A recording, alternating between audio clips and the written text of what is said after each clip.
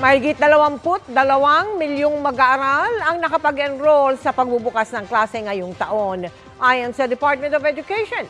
Reunion para sa ilan, pero meron ding nakaramdam ng back-to-school blues. Ang iba pang ganap sa unang araw ng pasukan, tinutukan live ni Ian Cruz. Ian?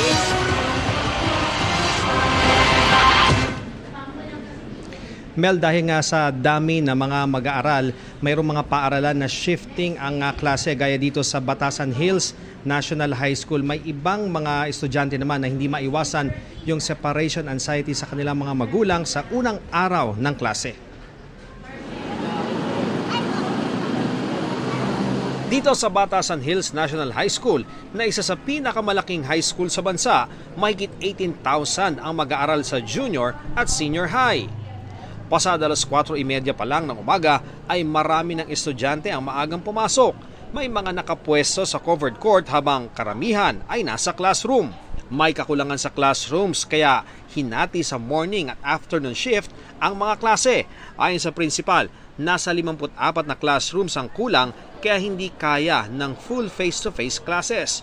Ang unang shift nagsisimula ng 6 a.m. hanggang 12:20 p.m. at ang ikalawa 1 p.m. hanggang 7:20 p.m. Blended learning ang pinatutupad sa karamihan sa mga klase bukod sa mga estudyante na nasa special program. Sa junior high, may set A at set B pa ang mga section kung saan 3 araw sa paaralan at 2 araw sa bahay silang nasa blended learning. 45 ang kailangan ko.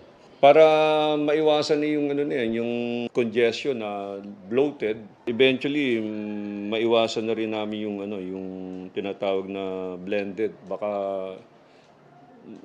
5 days na rin sila kung maipoprovide nila yung classroom na to.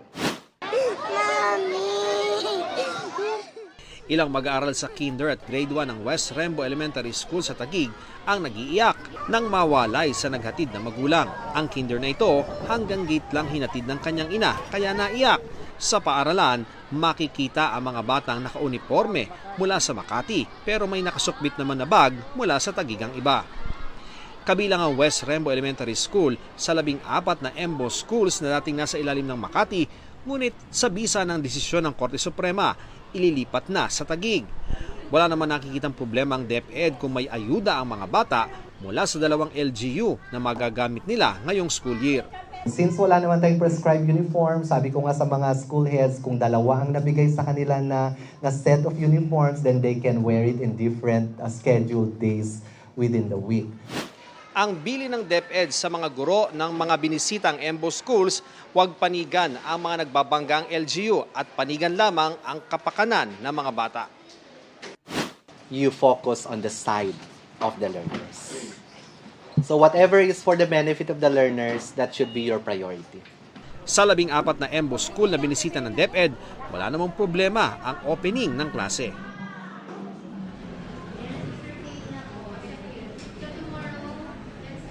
Mel, gabi na pero nagpapatuloy pa rin ang klase dito sa Batasan Hills National High School. Itong kinaroroonan natin, ito yung second shift, ito yung klase ng grade 8 star section na matatapos mamaya pang 7:20 ng gabi. Yan ang latest mula rito sa Quezon City. Balik sa iyo, Mel. Maraming salamat sa iyo, Ian Cruz.